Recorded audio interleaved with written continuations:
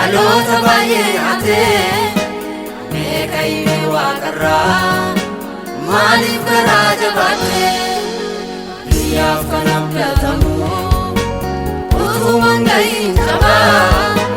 lafni kottume maaloo hin turini yaadara nuuf kottu dafiiti nuuf kottu dafiiti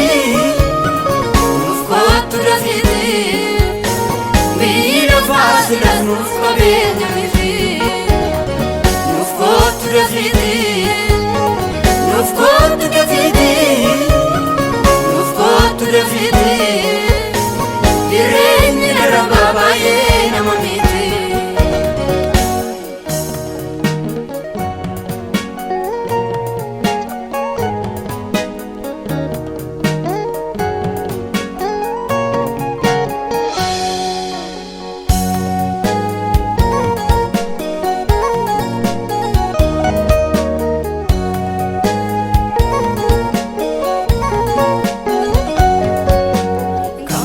Fabulatamu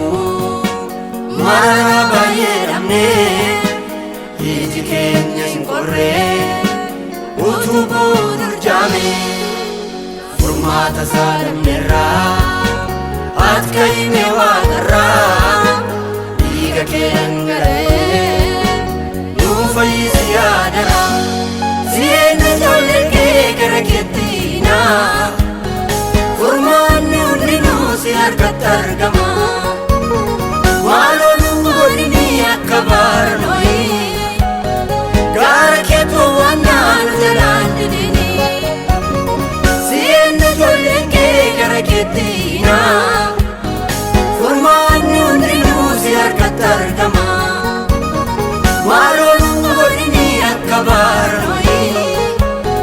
gaara keetu waan naanu jalaan didini.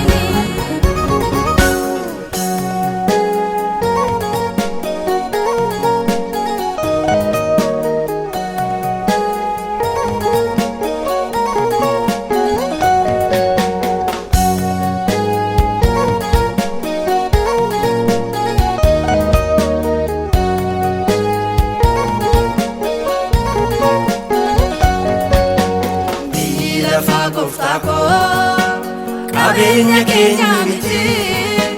harrumaaf teenya malee homaan qabnu waasiti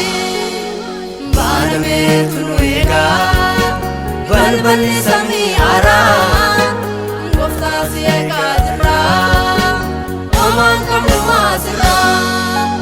dukkanammaa qofa harri keenya kunoo iftiisaan fakkaate.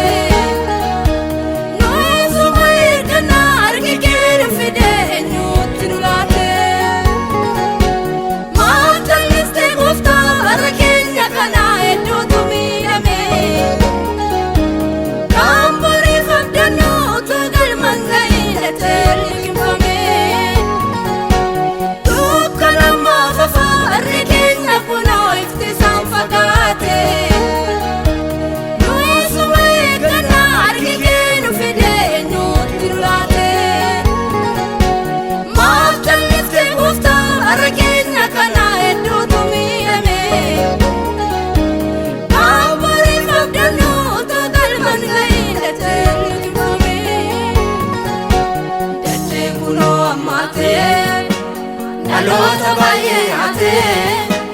meeqayne waaqarraa maaliif garaa jabaattee biyyaaf kan abdatamu utuman gahiin qabaa lafni kottume maaloo.